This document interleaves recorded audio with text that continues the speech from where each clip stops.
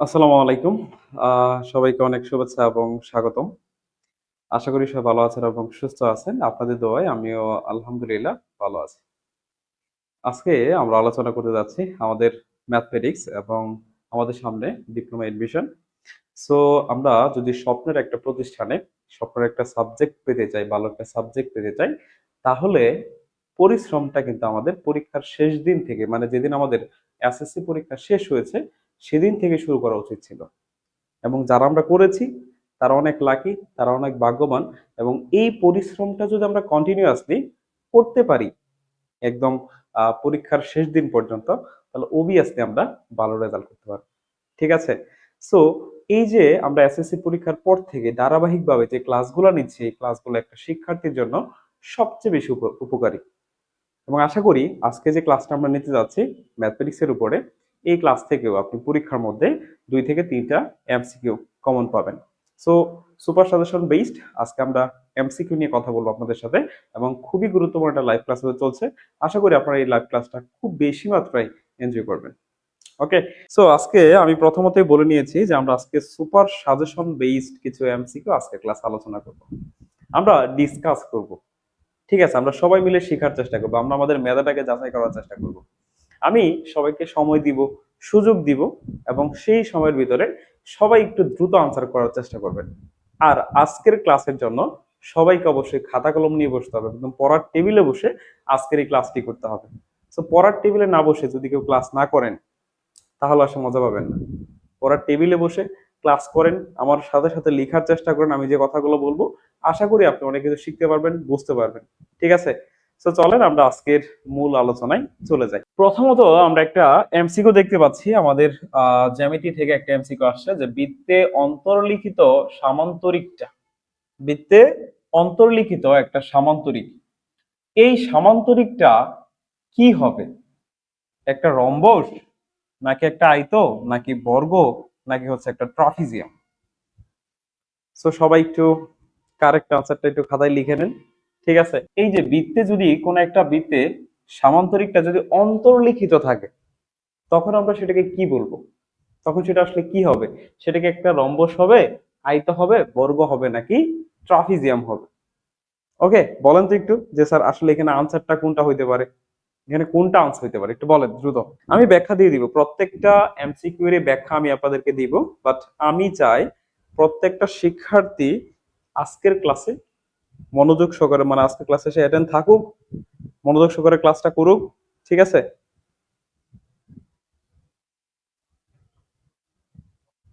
আচ্ছা, সাদমান ওয়াহিদ তিনি বলছেন আয়ত, তারপর হচ্ছে রামেশ পারিহবা তিনি বলছেন বর্গ, সাইদি এ বলছেন এ কোনটা, রম্বস। আচ্ছা, তারপর হচ্ছে অশ্বিন বলছেন আয়ত। আচ্ছা, অনেকে অনেক মতামত দিচ্ছেন, হ্যাঁ, বাট এইখানে আমি বলে দিই, মিম বলছেন বর্গ। আচ্ছা, অনেকেই অনেক কথা বলতেছেন, তবে এখানে আমি একটা কথা বলে দিই, বৃত্তে অন্তর্লিখিত, দেখেন তো আমি একটা বিষয় দেখাই, বৃত্তে অন্তর্লিখিত সামান্তরিকের কথা বলছি কিন্তু, হ্যাঁ, এইটা মনে করেন একটা বৃত্ত, এই যে একটা বৃত্ত, বৃত্তে অন্তর্লিখিত হয়েছে, কি অন্তর্লিখিত হয়েছে স্যার বলেন তো? একটা সামান্তরিক। ঠিক আছে, তো সেই সামান্তরিকটা কেমন হবে একটু খেয়াল করে দেখেন তো। এটা এরকম হইতে পারে, কিন্তু যেহেতু সেটা সামান্তরিক বলছে, আমি একটু স্পেসিফিক ভাবে আপনাদেরকে বুঝিয়ে দেওয়ার চেষ্টা করি। দেখেন তো এটা কেমন দেখা যায়।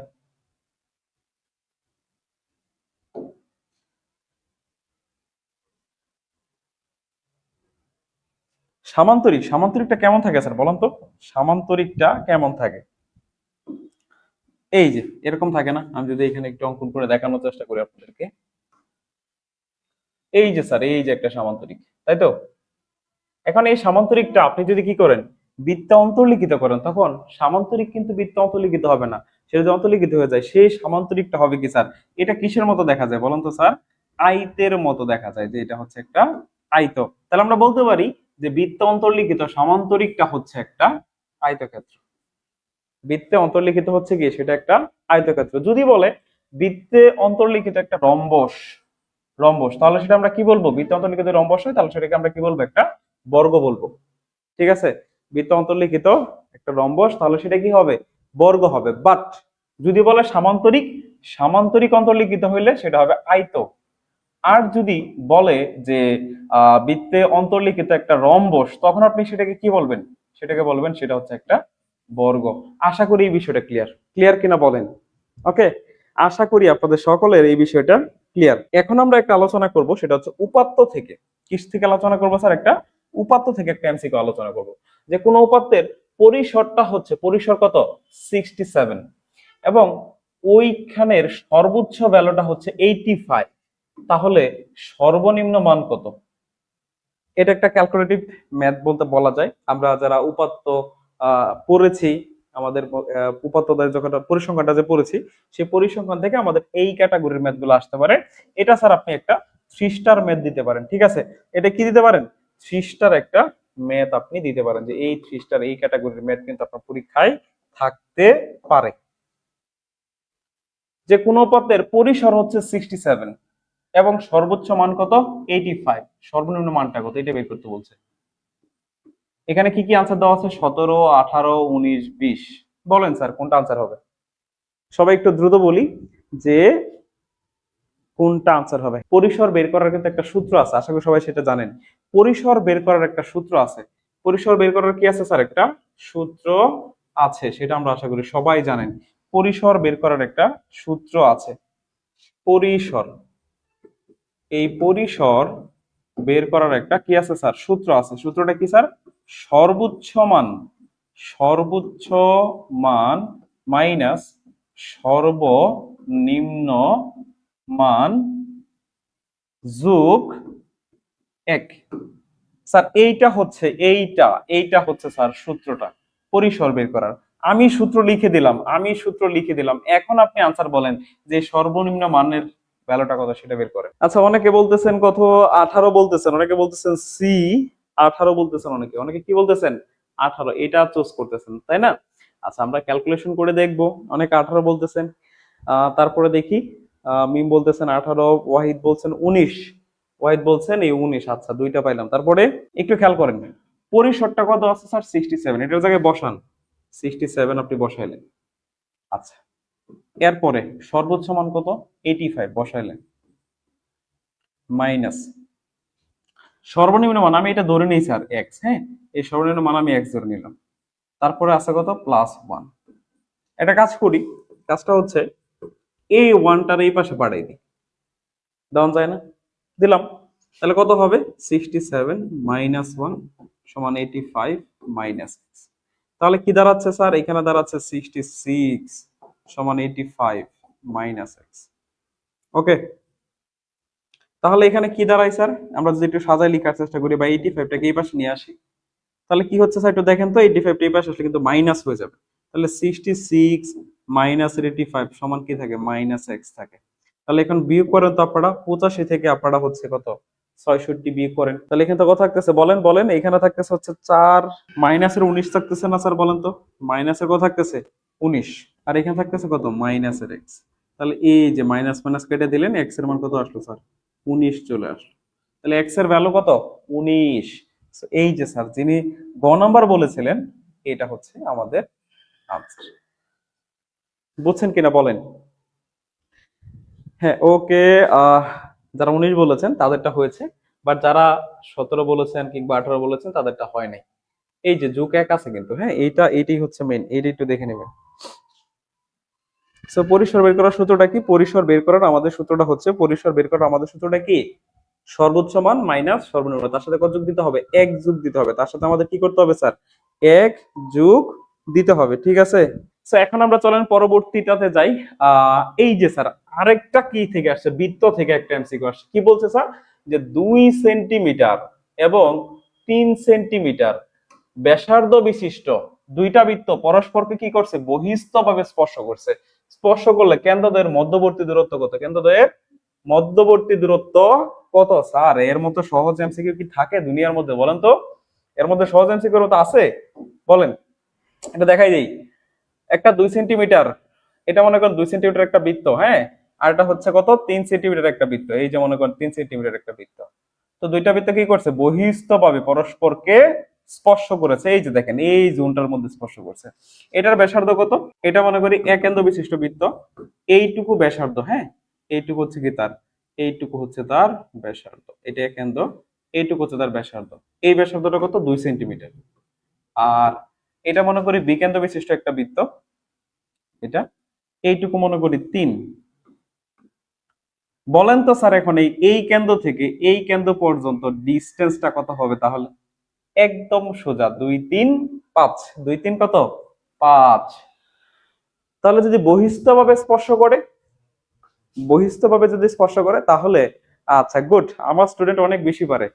ঠিক আছে, আমি আসলে খুশি হচ্ছি আপনারা যে রেসপন্স করতেছেন, এতে আমি অনেক খুশি হচ্ছি। তারপরে স্যার এইটা দেখি কে পারে, এইটা আমি একটু দেখতে চাই, এটার বেসিক, এটা যে পারবে তার বেসিক ভালো। ঠিক আছে, এটা আমি একটা চ্যালেঞ্জ হিসেবে নিলাম, এটা যে পারবে তার বেসিক ভালো।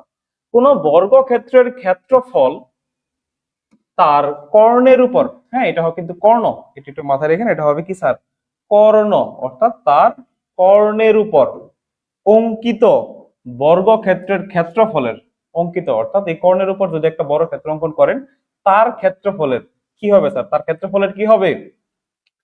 অর্ধেক হবে, না সমান হবে, না দ্বিগুণ হবে, না 4 গুণ হবে? আমি একটু এটা চ্যালেঞ্জ হিসেবে নিলাম, পারবেন? বলেন পারবেন কিনা? এটা যে পারবে তার বেসিক ভালো। আমি দেখি, এটা যে পারবে তার বেসিকটা সত্যি সত্যি ভালো। ঠিক আছে, এটা যে পারবে তার বেসিকটা সত্যি সত্যি ভালো, দেখি কে পারে। এটা যে পারবে তার বেসিকটা সত্যি সত্যি ভালো। আচ্ছা, এখানে খেয়াল করেন আনসারটা কি হবে, আমি একটু বলে দিই। এটা একটা কনসেপচুয়াল কোশ্চেন, আমি বলছি না যিনি পারবেন আসলে তার বেসিকটা ভালো, বেসিক ছাড়া এই ধরনের এমসিকিউ পারা পসিবল না। কোন একটা বর্গক্ষেত্র, এই মনে করেন একটা বর্গক্ষেত্র, হ্যাঁ, এই বর্গক্ষেত্রে বাহুর দৈর্ঘ্যটা কত? এ। যদি বাহুর দৈর্ঘ্য এ হয় তাহলে স্যার এটার ক্ষেত্রফলটা কত হবে? এটার ক্ষেত্রফলটা হবে এ স্কয়ার। আমরা সকলে জানি ক্ষেত্রফল হচ্ছে বাহু স্কয়ার। তাহলে এই বর্গের ক্ষেত্রফল আমি পেলাম কত? এ। এখন যদি আপনাকে বলে এটার কর্ণ, এটার কর্ণটা কত? এই যে এটার কর্ণ, আমরা জানি বর্গক্ষেত্রে কর্ণ বের করার সূত্রটা কি বলুন তো? এই কর্ণের দৈর্ঘ্য বের করার সূত্রটা কি হবে? √2a। এই যে, তাহলে এটার কর্ণটা কত? √2a। এখন কি বলছে? এই কর্ণের উপরে, এই যে কর্ণ, এই কর্ণের উপর আপনি কি অঙ্কন করবেন? কর্ণের উপর একটা বর্গক্ষেত্র অঙ্কন করবেন। তাহলে এখন আমি কর্ণের উপর একটা বর্গক্ষেত্র অঙ্কন করি। এই যে মনে করেন সাপোজ এই যে কর্ণটা আছে না √2a, এটার উপর আমি কি করবো স্যার? একটা বর্গক্ষেত্র অঙ্কন করতেছি এই কর্ণটার উপরে। তাহলে এই কর্ণের উপরে যদি আমি বর্গক্ষেত্র অঙ্কন করি স্যার, হ্যাঁ, এইটাই তো আমার বাহুর দৈর্ঘ্য নাকি? এই যে √2a, আমার বাহু কত? √2a। তাহলে ক্ষেত্রফল, ক্ষেত্রফল কত হচ্ছে? বাহু স্কয়ার, বাহু স্কয়ার বলতে √2 এই যে হোল স্কয়ার, এটা স্কয়ার করেন তো। তাহলে এই যে স্কয়ার রুটে কাটা যাবে, এখানে থাকবে 2, আর এর উপর স্কয়ার করলে a স্কয়ার। স্যার দেখেন তো, আগে ক্ষেত্রফল পাইছিলেন কত? a square. এখন পাইছেন কত? 2a square. তাহলে এই 2a স্কয়ারটা বলেন তো, এই যে a স্কয়ার, এই যে a স্কয়ার, এই 2a স্কয়ার কতটুকু? বলেন কি বলছে? কোন বর্গক্ষেত্রের ক্ষেত্রফল তার কর্ণের উপর অঙ্কিত বর্গক্ষেত্রের ক্ষেত্রফলের, এই যে কর্ণের উপর অঙ্কিত বর্গক্ষেত্রের ক্ষেত্রফল কত পাইছেন? এত পাইছেন। আর আগের ক্ষেত্রফলটা কত ছিল? a square. তাহলে এই ক্ষেত্রফলটা এই ক্ষেত্রফলের কতটুকু? তাহলে এটা দ্বারা এটাকে ভাগ করেন আপনি। তাহলে এই ক্ষেত্রফলটা এই ক্ষেত্রফলের কতটুকু স্যার? অর্ধেক না? আপনি ভাগ করেন sir, a square by 2a square, এই যে কাটাকাটি করলেন কত আসলো? হাফ আসলো। হাফ মানে কি? অর্ধেক। তাহলে এটা আনসার হবে ক নাম্বার। এখানে কথাটা একটু ভালো করে বুঝেন, যে কোন বর্গক্ষেত্রের ক্ষেত্রফল, অর্থাৎ এই বর্গক্ষেত্রের ক্ষেত্রফলটা তার কর্ণের উপর অঙ্কিত বর্গক্ষেত্রের ক্ষেত্রফলের, এই যে বর্গক্ষেত্রের ক্ষেত্রফলের কি? তাহলে এই ক্ষেত্রফলের, এই ক্ষেত্রফলের, এই ক্ষেত্রফলটা এই ক্ষেত্রফলের কতটুকু? অর্ধেক না স্যার? এই ক্ষেত্রফলের, এই যে এই ক্ষেত্রফলটা, যে এই ক্ষেত্রফলটা এই ক্ষেত্রফলের কতটুকু? অর্ধেক না? এটা হচ্ছে স্কয়ার, এটা কত? 2 স্কয়ার। তাহলে এটা কি অর্ধেক না? সুতরাং আনসারটা হবে কি? অর্ধেক, অর্ধেক, অর্ধেক। দেখেন বুঝছেন কিনা? এটা দ্বিগুণ হবে না। যদি প্রশ্নটা বলতো, যদি প্রশ্নটা এরকম করে থাকতো যে এই এই কর্ণের ক্ষেত্রফলটা, এই কর্ণের ক্ষেত্রফলটা এই ক্ষেত্রফলের কতটুকু, তাহলে দ্বিগুণ হইতো। যেহেতু বলছে এই ক্ষেত্রফলটা কর্ণের ক্ষেত্রফলের কতটুকু, তাহলে এই ক্ষেত্রফলটা কর্ণের ক্ষেত্রফলের অর্ধেক। আর যদি আমাদের একটু উল্টা ভাবে বলতো তাহলে আমরা দ্বিগুণ বলতাম। সো ব্রেনটাকে শার্প করে আনসারটা করতে হবে। ঠিক আছে, ব্রেনটাকে শার্প করে আনসারটা করতে হবে স্যার। তো আশা করি যারা ভুল আনসার দিয়েছেন তারা অবশ্যই ক্লিয়ার হয়ে গেছেন যে আসলে কেন এই আনসারটা হইলো, কেন অন্যটা হইলো না। আশা করি এটা সবাই বুঝতেছেন। চলেন আমরা পরবর্তী এমসিকিউ চলে যাই। এটা এটা এটা পারা সম্ভব। এটা আমি কিভাবে করবো স্যার? এটা হচ্ছে অপশন টেস্ট করে আমাদের করতে হবে। একটু বলেন তো স্যার, যে কোন ভ্যালুটার জন্য এফ অফ এক্স সমান 0 হবে, কোন ভ্যালুটার জন্য কি হবে স্যার এফ অফ এক্স টা 0 হবে, কোন ভ্যালুর জন্য? এই যে এফ অফ এক্স একটা ফাংশন দেওয়া আছে, এখানে এক্স এর কোন মানের জন্য এফ অফ এক্স সমান কি হবে স্যার 0 হবে। এটা আমরা অপশন টেস্ট করে করব। আমরা যদি নরমালি অঙ্কটা করতে চাই সেখানে উৎপাদকের বিশেষ নানান কিছু করা লাগে, অঙ্কটা কিন্তু এক পেজের মতো বড় হয়ে যায়। কিন্তু পরীক্ষার হলে স্যার এক পেজের অঙ্ক করানো যাবে না। সেজন্য আমাদের টার্গেটটা 2 বসাবো, একবার 3 বসাবো, একবার 4 বসাবো, একবার 6 বসাবো। বসায়া স্যার আমরা দেখবো যে আসলে কোনটার ভ্যালুটা 0 হয়। এটা বলেন তো স্যার এখানে আনসারটা কোনটা হবে? আমি অলরেডি অনেক যখন আগে একবার লাইভ ক্লাস নিয়েছিলাম তখন কিন্তু আমরা এটা করে দিয়েছিলাম। এটার আনসারটা কত হবে? 3 হবে। যখনই এরকম দেখবেন যে 0 হবে, কত হবে, তত হবে, অপশন টেস্ট করার যদি কিছু থাকে আপনি অপশন টেস্ট করে আনসার গুলো করতে পারেন। ঠিক আছে, আপনার জাস্ট এমসিকিউটা হওয়ার কথা, কেমনে করছেন না করছেন ওটার কোনো বিষয় না। আপনার কথা হচ্ছে পরীক্ষার মধ্যে আমার এমসিকিউটা হয়েছে কিনা, যদি হয় দ্যাটস গুড, আর কিছু লাগবে। কেমনে করছেন না করছেন এটা কি দেখা আছে? জাস্ট এখানে আনসার হইলেই হইলো। সে কেমনে করবেন স্যার? অপশন টেস্ট করেন। এক্স এর মান 2 বসান্ত, 2 বসালে এখানে হয় 8, এখানে হয় 2 -24। স্যার জীবনে 0 হবে না স্যার, 0 হবে না। 3 বসাই, 3 বসালে 3 কিউব মানে 27 -3 -24। তাহলে এই যে 27, 24 আর 3 হচ্ছে 27। তা 27 থেকে 27 বাদ দিলে থাকে কত? লাড্ডু, তাই না? এই যে স্যার তাহলে 3 বসায় 0 পাইছে, বাকিগুলোর আমার কোনো প্রয়োজন নেই। এইভাবে আমরা অপশন টেস্ট করে করতে পারি। ওকে স্যার, এটা বলেন যে সুষম পঞ্চভুজের শীর্ষবিন্দুতে উৎপন্ন কোণ কত? একটা সুষম পঞ্চভুজ অঙ্কন করেন। আমি একটু দেখাই যদি পঞ্চভুজ।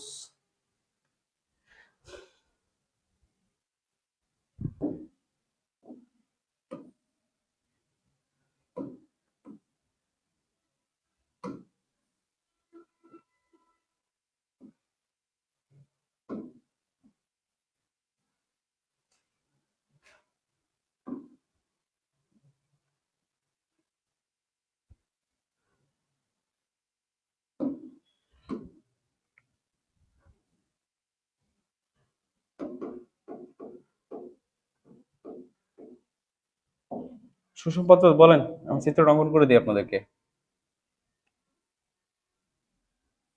ছোট করে অঙ্কন করি।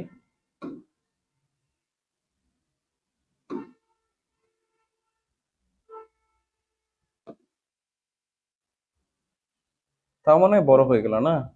এই যে স্যার এটা সুষম পঞ্চভুজ, ঠিক আছে? এই সুষম পঞ্চভুজের এই যে শীর্ষবিন্দু স্যার, এই যে শীর্ষবিন্দু স্যার, এখানে কত ডিগ্রি কোণ তৈরি হবে? একটা সুষম পঞ্চভুজের প্রত্যেকটা শীর্ষবিন্দুতে উৎপন্ন কোণের মানটা কত? উৎপন্ন কোণের মানটা কত ডিগ্রি একটু বলেন স্যার, এখানে আনসার কোনটা হবে? 72, 90, 180, 144 বলেন। সুষম পঞ্চভুজের শীর্ষবিন্দুতে উৎপন্ন কোণের মান কত? একটা সুষম পঞ্চভুজের শীর্ষবিন্দুতে উৎপন্ন কোণের ভ্যালুটা কত একটু বলেন। দুঃখের বিষয়টা হচ্ছে স্যার, দুঃখের বিষয়টা হচ্ছে কি জানেন? দুঃখের বিষয় হচ্ছে এখানে সঠিক আনসার একটাও নাই। এখানে সঠিক আনসারটা নাই। সঠিক আনসার তাহলে কত হবে বলে দেই। এখন বলতেছেন স্যার মজা নিলাম আমাদের সাথে, একটু মজা নিলাম কেন? একটু দেখলাম যে আসলেই আপনারা আনসার বলতেছেন সঠিকটা জানেন কিনা। তো দেখেন, পঞ্চভুজের বা যে কোনো বহুভুজের শীর্ষকোণ বের করার একটা সূত্র আছে। শীর্ষকোণ, শীর্ষকোণ বের করার একটা সূত্র আছে। সূত্রটা কি? n -2 into 180 divided by n। এটা হচ্ছে শীর্ষকোণ বের করার সূত্র। এটা হচ্ছে কি স্যার? শীর্ষকোণ বের করার সূত্র। আপনি একটু খেয়াল করেন এখানে আছে কত? এন, এন বলতে হচ্ছে পঞ্চভুজ। পঞ্চভুজের ক্ষেত্রে বাহু কয়টা স্যার? 5টা না? দেখেন তো বাহু কয়টা পাইছেন? 5টা পাইছেন। তাহলে এন এর মান হচ্ছে কত আপনার? 5। এন এর মানটা কত? 5। এন এর মান কত পাইছেন? 5। এখানে বসান। এখানে বসান কি কি আছে স্যার আমাদের, n-2 ছিল, ইন্টু 180 ডিগ্রি ছিল, তারপরে ডিভাইডেড বাই n। তাহলে n এর মান হচ্ছে 5 - 2 ইন্টু 180 ডিভাইডেড বাই হচ্ছে 5। তাহলে উপরে হচ্ছে 3 ইন্টু 180/5। আমরা যদি 180-কে 5 দ্বারা ভাগ করি কত হয় স্যার বলেন?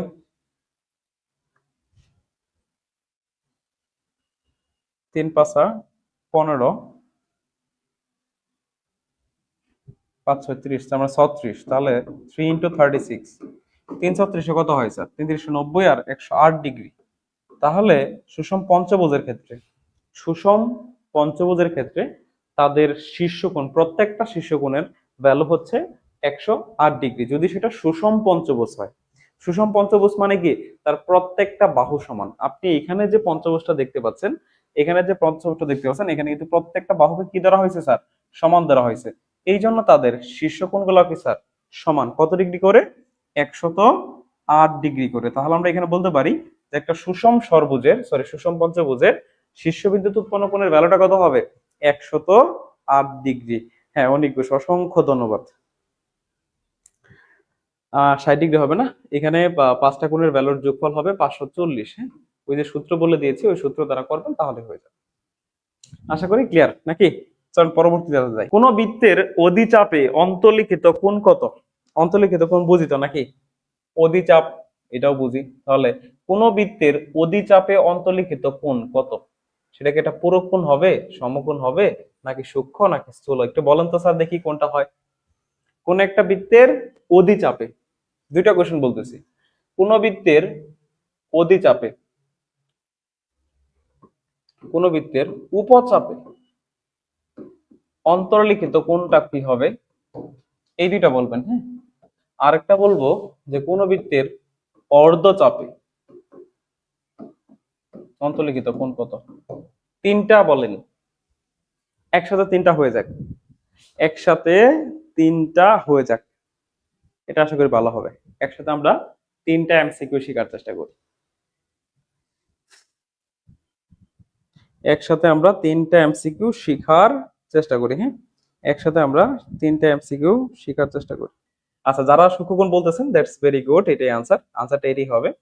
অধিবৃত্ত মানে অধিবৃত্তের উপরে, সরি অধিচাপে অন্তর্লিখিত কোণটা সবসময় কত হবে স্যার? সূক্ষ্মকোণ হবে, 90 ডিগ্রি থেকে ছোট হবে সব সময়। আমি তিনটাই বলে দিচ্ছি, অবশ্যই কি হবে স্যার? অবশ্যই হবে সেটা একটা সূক্ষ্মকোণ।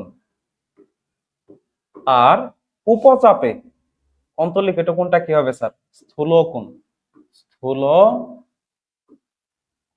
আর এটা সবাই জানেন যে অর্ধচাপে অন্তর্লিখিত কোণটা সবসময় কি হবে? সমকোণ হবে। তাহলে অধিচাপের ক্ষেত্রে কোনটা, কোনটা 90 ডিগ্রি থেকে ছোট, আর এটা কোনটা 90 ডিগ্রি থেকে বড়। আর এটার ক্ষেত্রে আমরা কি বলতেছি, কোনটার মান কত ডিগ্রি হবে? 90 ডিগ্রি হবে। তো আশা করি আনসারটা পায়ে গেছেন, আশা করি আনসারটা পায়ে গেছেন। ওকে, অসংখ্য ধন্যবাদ। তাহলে এটার আনসারটা হচ্ছে আমাদের সূক্ষ্মকোণ, এটা আনসারটা হবে সূক্ষ্মকোণ। আর এটা মনে রাখেন যে উপচাপে হইলে স্থূলকোণ মানে 90 থেকে বড় হবে, আর অর্ধচাপের উপর সবসময় কি হবে? কোনটা সমকোণ হবে। কথা ক্লিয়ার? আমরা যদি এরকম ভাবে পড়াশোনা করি সেটার জন্য আমাদের সবচেয়ে ভালো, কারণ আমরা প্রত্যেকটা টপিক খুব সুন্দর করে অ্যানালাইসিস করে শিখতেছি, যাতে আমাদের পরীক্ষায় এই রিলেটেড যে কোনো কোশ্চেন আসলে আমরা সেটা পারি।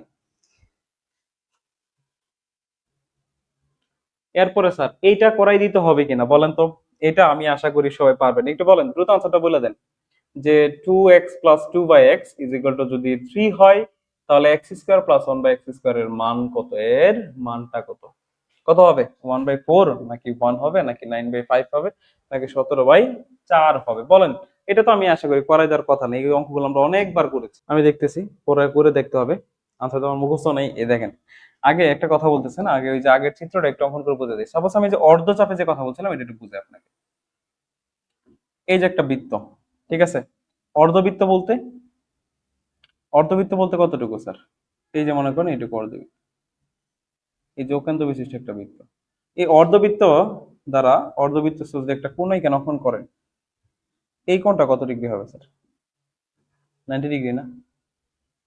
তাহলে এইটুকু কি? এইটুকু হচ্ছে একটা, এই যে এইটুকু বৃত্ত চিন্তা করেন আপনি, এই বৃত্তটা কি স্যার? একটা অর্ধবৃত্ত। তাহলে এই যে অর্ধবৃত্তের মধ্যে অন্তর্লিখিত যে কোণটা হয়েছে সেই কোণের মান কত ডিগ্রি পাইছেন আপনি বলেন? 90 ডিগ্রি। এখন এই চাপের মান আপনি যত বাড়াবেন, সাপোজ চাপটা মনে করেন এখন এই পর্যন্ত নিয়ে গেছেন, এই পর্যন্ত নিয়ে গেছেন, ঠিক আছে? এখন আমি বলি একটু দেখেন, যদি এরকম হয়, এখন চাপটা কোথায় নিয়ে গেছেন দেখেন, চাপটা আপনি এই জায়গায় নিয়ে গেছেন, এই যে এইখান থেকে এখানে। এখন এই কোণটা দেখেন তো, যদি আমি এরকম করে কোণ অঙ্কন করি, একটু খেয়াল করেন, এই যে কোণ অঙ্কন করলাম, চাপ যত বড় হবে কোনটা কি হবে স্যার, থিটাটা তত ছোট হবে। দেখেন এই কোণটা কিন্তু 90 ডিগ্রি থেকে ছোট, আর চাপ যদি ছোট হইতো কোণটা কিন্তু বড় হইতো, সেটা কি হইতো স্যার, স্থূলকোণ হইতো। তাহলে এখন আশা করি ক্লিয়ার, তাই তো? আচ্ছা, এখন যে কোশ্চেনটা এটা একদম সোজা, কিভাবে করবো স্যার একটু দেখাই দিই। এখান থেকে টু কমন নিলে কি থাকবে, x plus one by x is equal to 3। তারপরে টুটা পাশে নেন, x plus one by x is equal to হচ্ছে 3/2 স্কোয়ার করেন। তাহলে এখানে হচ্ছে x square plus 2x1/x plus x square সমান হচ্ছে 9/4। তাহলে এই টুটা ওই পাশে নিয়ে যান, so x square plus 2 x আর এক্স কাটা, এখানে হচ্ছে 1/x স্কোয়ার সমান হচ্ছে 9/4। টুটা ওই পাশে নিয়ে গেলে কি থাকে, x square plus 1/x square সমান হচ্ছে 9/4 মাইনাস 2। তাহলে কত হচ্ছে স্যার, 9 মাইনাস 4 দুগুণে 8/4, তার মানে হচ্ছে 1/4। 1/4 হবে কি, এটার আনসার কোন নাম্বারটা? আমরা পরবর্তী এমসিকিউ চলে যাচ্ছি। পরের এমসিকিউটা, একটা বর্গের প্রতিসাম্য, একটা বর্গক্ষেত্রের প্রতিসাম্য রেখা কয়টা? একটা বর্গক্ষেত্রের প্রতিসাম্য রেখা কয়টা বলেন? একটা বর্গকে প্রতিসাম্য তো বোঝে নাকি, যে কয়টা সমান ভাগে ভাগ করা যাবে, এরকম রেখা কয়টা অঙ্কন করা যাবে? ধরেন এই যে একটা বর্গ, হ্যাঁ, এখন এই বর্গটাকে কয়টা তল বরাবর দ্বিখণ্ডিত করা যাবে? ঠিক আছে, সাপোজ মনে করেন আপনি এই বর্গটাকে এই রেখা বরাবর বা এই একটা রেখা অঙ্কন করলেন, তাহলে সে কিন্তু সমান দুইটা ভাগে ভাগ হইলো। তাহলে এই রেখাটা হচ্ছে ওয়ান কাইন্ড অফ একটা প্রতিসাম্য রেখা। আবার আপনি এই বরাবর যদি ভাগ করেন, তাহলে এই পাশে দুইটা খণ্ড পাইলেন, তাহলে এই রেখাটা হচ্ছে প্রতিসাম্য রেখা। কয়টা প্রতিসাম্য রেখা পাইলেন? দুইটা। আবার কর্ণ বরাবর ভাগ করেন, তাহলে এই যে একটা অংশ, এই যে একটা অংশ, তিনটা প্রতিসম রেখা পাইছেন। আবার এইভাবে একটা কর্ণ অঙ্কন করেন, তাহলে এই পাশে একটা, এই পাশে একটা, টোটাল আপনি এখানে প্রতিসম রেখা কয়টা পাইছেন? চারটা। তাহলে একটা বর্গক্ষেত্রের প্রতিসম রেখা কয়টা স্যার? চারটা। একটা বর্গক্ষেত্রের প্রতিসম রেখাটা হচ্ছে চারটা। প্রতিসম মানে সমান দুইটা ভাগে, মানে একটা রেখা যদি কোন একটা বস্তুকে বা যে কোনো একটা জ্যামিতিক চিত্রকে সমান দুইটা ভাগে ভাগ করে, তখন সেই রেখাটাকে আপনি কি বলবেন? প্রতিসম রেখা বলবেন, তাই না? তাহলে আমি যদি এখানে একটা বর্গ অঙ্কন করি স্যার, আমি যদি এখানে কি করি, একটা বর্গ, এই যে স্যার আমার একটা বর্গ, তাহলে আমি কি করলাম, এই বর্গটার মনে করেন এই যে মাঝ বরাবর একটা টান দিলাম, একটা আণবিক রেখা টানলাম। রেখা টানার পরে কি হলো, এই যে একটা খণ্ড পাইছেন, এই যে একটা খণ্ড, এই দুটা খণ্ড কি পরস্পর সমান না? তাহলে এইটা হচ্ছে একটা প্রতিসম রেখা। তাহলে এরকম এই বর্গের মধ্যে কয়টা প্রতিসম রেখা অঙ্কন করা যাবে, বা কয়টা প্রতিসম রেখা আছে? চারটা আছে। এই যে আনুভূমিক একটা, উলম্ব একটা, কর্ণ বরাবর দুইটা, তাহলে একটা আনুভূমিক, একটা উলম্ব আর দুইটা কর্ণ, এই হচ্ছে টোটাল চারটা। ঠিক আছে, ভালো। এইটার মূল কত স্যার বলেন? এই সমীকরণে কয়টা মূল আছে বলেন? এই সমীকরণের অর্থাৎ কি আছে, x-4 হোল স্কয়ার সমান 0। এখানে স্কয়ারটা অ্যাপ্লাই করে দেন, তাহলে x স্কয়ার মাইনাস কত হয় স্যার? আমি একসাথে লিখে দিই, 8x প্লাস 16 সমান 0। এই যে স্যার আপনি সমীকরণটা দেখতে পাচ্ছেন, এইখানে দেখেন পাওয়ারটা কত আছে, 2 আছে না? তাহলে এটা কি স্যার, দ্বিঘাত সমীকরণ। এটা কি স্যার, দ্বিঘাত সমীকরণ। দ্বিঘাত সমীকরণ হইলে অবশ্যই মূল আপনি কয়টা পাবেন, মূল কয়টা পাবেন? মূল অবশ্যই আমরা পাবো কয়টা, দুইটা। ঠিক আছে, যদি এটাকে আমার এন স্কোয়ার দেখে মনে হইতে পারে যে এটা একঘাত বিশিষ্ট সমীকরণ, না স্যার, এখানে আমরা দুইটা মূলই পাবো, বাট প্রত্যেকটা মূল কি হবে, সমান হবে। প্রত্যেকটা মূলই কি হবে স্যার, সমান হবে। তাহলে এখানে আমরা মূল কয়টা পাচ্ছি স্যার, দুইটা। এক্স এর সমাধান আমরা কয়টা পাচ্ছি, দুইটা, বাট প্রত্যেকটা সমাধানই কি হবে, সমান হবে। ঠিক আছে, যে কোনো দ্বিঘাত সমীকরণ হইলে তার মূল, আপনারা এখানে এক্স এর পাওয়ারটা দেখবেন যে সর্বোচ্চ পাওয়ারটা কত আছে, দুই থাকলে দুইটা মূল পাবেন, তিন থাকলে তিনটা মূল, চার থাকলে চারটা মূল। ঠিক আছে, তাহলে এটার মূল পাবো কয়টা স্যার, আমরা দুইটা পাবো, দুইটা। এটার মূল আমরা কয়টা পাবো বলেন, দুইটা পাবো। ঠিক আছে, আচ্ছা পরবর্তী এমসিকিউ যাই, আমাদের দ্রুত শেষ করতে হবে। এটা কি, এটা যা গুণ করবেন, এখানে পৌনঃপুনিক আছে, পৌনঃপুনিক তুলে গুণ করে দিবেন, দ্যাটস এনাফ। ঠিক আছে, এইগুলো আশা করি পারবেন। এইটা দেখেন একটু কঠিন আছে, এইটা দেখেন একটু কঠিন আছে, এইটা একটু কঠিন আছে, তাই তো?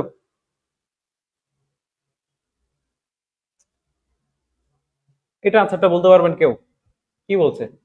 একটা সেট দেওয়া আছে, একটা কি দেওয়া আছে স্যার? সেট দেওয়া আছে।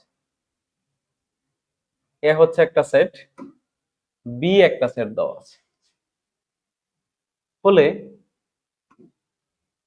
বি সেট নিচের কোনটা? দেখি সেট সম্পর্কে কার বেসিক কেমন, আপনারা একটু বলেন। যে এখানে বি সেটটা একটু বের করে দেখাইতে পারবেন আমাকে কেউ, যে বি সেটের মানটা কি হবে? এখানে একটা শর্ত দেওয়া আছে যে এক্স সাজ দ্যাট, এক্সটা যেন, এক্স অবশ্যই এর অন্তর্ভুক্ত, মানে এক্স এর যে ভ্যালুটা, সেই ভ্যালুটা অবশ্যই যে একটা সেট দেওয়া আছে এই অন্তর্ভুক্ত হবে, মানে এই মানগুলোর মধ্যে অন্তর্ভুক্ত। এবং কি বলছে, এক্সটা হচ্ছে 3 এর গুণিতক, এক্স হচ্ছে কি 3 এর গুণিতক। তাহলে 3 এর গুণিতক কে কে আছে বলে? 3 আছে, 6 আছে, 9 আছে, 12 আছে, 15, 18, 21, 24, তাই না? এগুলো হচ্ছে গুণিতক, অসংখ্য গুণিতক আছে। তাহলে দেখেন তো, এর মধ্যে 3 এর গুণিতক কে কে আছে? 6, 9, 12, এই তিনটে আছে না, 6, 9, 12, 6, 9, 12, 6, 9, 12। তাহলে এই 6, 9, 12 এটাই সার্ভিস, আর বাকিগুলো হবে না। কেন হবে না? কারণ এই শর্তটা পূরণ করে না। এখানে প্রত্যেকটা শর্তই ফুলফিল আপ করতে হবে, যে সকল উপাদান প্রত্যেকটা শর্তে ফুলফিল আপ করবে তারাই বি সেটের সদস্য, তারাই বি সেটের উপাদান। তাহলে আমাদের বি সেটটা কি হবে? 6, 9, 12, এটা হচ্ছে গ number, that is your answer. আমরা পরবর্তীতে যাই। নিচের কোনটা স্বাভাবিক সংখ্যা? স্যার এইটা পারতে হবে, এইটা যে না পারবে তাকে মানে হ্যাঁ, ওর অসংখ্য ধন্যবাদ। এটা হবে 3, এটা হবে 3 স্বাভাবিক সংখ্যা, দ্যাট মিন্স কি ন্যাচারাল নাম্বার। ন্যাচারাল নাম্বার কারা বলেন তো স্যার? সংখ্যার শ্রেণীবিভাগ অবশ্যই জানেন। তো ন্যাচারাল নাম্বার বা স্বাভাবিক সংখ্যা হচ্ছে কি? স্বাভাবিক সংখ্যা হচ্ছে যে এক থেকে শুরু করে, এক থেকে শুরু করে, এক থেকে শুরু করে, এই যে এগুলো দেখেন, ধনাত্মক পূর্ণ সংখ্যা কি? ধনাত্মক পূর্ণ সংখ্যা কেই বলা হয় স্বাভাবিক সংখ্যা। স্বাভাবিক, স্বাভাবিক সংখ্যা, ঠিক আছে? যেটাকে আমরা কে দ্বারা প্রকাশ করি স্যার? এন দ্বারা প্রকাশ করি। এবং সবসময় দেখবেন যে এন এর সেটটা হচ্ছে এরকম 1, 2, 3, 4, 5, 6, এই যে এই সংখ্যাগুলোকে বলা হয় ন্যাচারাল নাম্বার বা স্বাভাবিক সংখ্যা। ঠিক আছে, কয়েকটা জিনিস বুঝবেন। স্বাভাবিক সংখ্যা, তারপর পূর্ণ সংখ্যা আছে, মূলদ সংখ্যা আছে, এগুলো একটু বুঝতে হবে স্যার আমাদেরকে। আচ্ছা, ক্লিয়ার আশা করি। তাহলে এখানে দেখেন, এটা হচ্ছে একটা ঋণাত্মক সংখ্যা, ঋণাত্মক সংখ্যা স্বাভাবিক সংখ্যা বলা যাবে না, এটা পূর্ণ বাট স্বাভাবিক না। এটা হচ্ছে √3, এটা একটা অমূলদ সংখ্যা, এটা আপনারা সকলেই জানেন। √3 হচ্ছে কি স্যার? অমূলদ সংখ্যা। তারপর হচ্ছে কি, এটা একটা ভগ্নাংশ, অবশ্যই এটা পূর্ণ সংখ্যা না, এটা হচ্ছে কি একটা ভগ্নাংশ। বাট এটা কি দেখেন, একটা ধনাত্মক পূর্ণ সংখ্যা, এই ধনাত্মক পূর্ণ সংখ্যাকে কি বলা হবে? স্বাভাবিক সংখ্যা বলা হবে। তারপরটা স্যার এইটা দেখি কে পারেন, এইটা দেখি কে পারেন, পারবেন? 3 সেন্টিমিটার কি বলছে? ব্যাস বিশিষ্ট, ব্যাস বিশিষ্ট। স্যার এই ব্যাস আর ব্যাসার্ধের মধ্যে কিন্তু পার্থক্য আছে, একটু মনে রাখেন। ব্যাস বিশিষ্ট বৃত্তের কেন্দ্র হতে 9 সেন্টিমিটার দূরে অবস্থিত জায়ের দৈর্ঘ্য বের করতে বলছে। জায়ের দৈর্ঘ্য বের করতে বলছে। দেখেন আমি একটু বৃত্তটা অঙ্কন করে দিই আপনাদের সুবিধার্থে। এই যে মনে করেন একটা বৃত্ত, হ্যাঁ, এই যে মনে করেন একটা বৃত্ত, এই বৃত্তটা, ঠিক আছে? আচ্ছা, এই বৃত্তের মধ্যে কি বলছে? এই বৃত্তের ব্যাস, ব্যাসটা হচ্ছে কত? এই বৃত্তের ব্যাসটা হচ্ছে আমাদের 30 সেন্টিমিটার। এই যে বৃত্তের ব্যাসটা কত? 30 সেন্টিমিটার, নাকি? ওকে, এই বৃত্তের ব্যাসটা হচ্ছে 30 সেন্টিমিটার, 30 সেন্টিমিটার। তো কি বলছে? বৃত্তের কেন্দ্র হতে, মনে করে স্যার এই যে এটা কেন্দ্র, এটা কেন্দ্র, এই কেন্দ্র হতে 9 সেন্টিমিটার দূরে, এই কেন্দ্র হতে কত সেন্টিমিটার? 9। তাহলে কেন্দ্র হতে কত এই যে একটা চা, এই যে একটা চা আছে আমাদের এখানে, এইটুকুর দূরত্ব হচ্ছে 9, এইটুকুর দূরত্ব কত স্যার? 9 সেন্টিমিটার। তাহলে এই যে জায়ের কথাটা বলছে, এর দৈর্ঘ্যটা কত? কে পারবেন বলেন? এই জাটার দৈর্ঘ্য বের করতে বলছে। আমি এটা নাম দেই এ বি, এটা হচ্ছে ধরেন সিডি। এই এ বি এর দৈর্ঘ্যটা কত? What is the value of A B? What is the value of A B? খেয়াল করেন স্যার, খেয়াল করেন ভালো করে। কি হবে? আমরা একটা কাজ করি, আমরা একটা কাজ করি, মনে করি এটা ও বৃত্তের কেন্দ্র, ঠিক আছে। আচ্ছা, ও বি যোগ করলাম। স্যার একটু বলি, এটার ব্যাসার্ধ যদি 30 হয়, ব্যাস যদি 30 হয়, ব্যাসার্ধ কত? 15। তাহলে এই ওডি যদি 15 হয়, ওবি আসতে আমাদের ওবিটাও কত হবে? 15। এটা 15, এটা 9, তাহলে আপনি অনায়াসে এই যে এইটুকু ধরেন এম ধরলাম, এটা এই যে এম বি, এইটুকুর দৈর্ঘ্য বের করতে পারবেন কিসের সাহায্যে? সমকোণী ত্রিভুজের যে পিথাগোরাসের উপপাদ্য আছে স্যার, সেই অনুযায়ী স্যার এম বির মান বের করা পসিবল, তাই না? তাহলে এই মানটুকু বের করেন, এই মানটুকু বের করেন। কেমনে সম্ভব স্যার বলেন? কেমনে সম্ভব? এই যে কি জানি, ও বি এম বা ও এম বি ত্রিভুজে, ও এম বি কি আছে? লম্ব স্কোয়ার মানে ও এম স্কোয়ার প্লাস ভূমি এম বি বা বি এম স্কোয়ার সমান হচ্ছে ও বি স্কোয়ার। ও এম এর মান হচ্ছে কত? আচ্ছা, এটা পাশে নিয়ে যাই। সো বি এম স্কোয়ার সমান হচ্ছে ও বি স্কোয়ার মাইনাস ও এম স্কোয়ার। তাহলে ওবি হচ্ছে কত? 15 স্কোয়ার করেন, এটা হচ্ছে 9 স্কোয়ার করেন।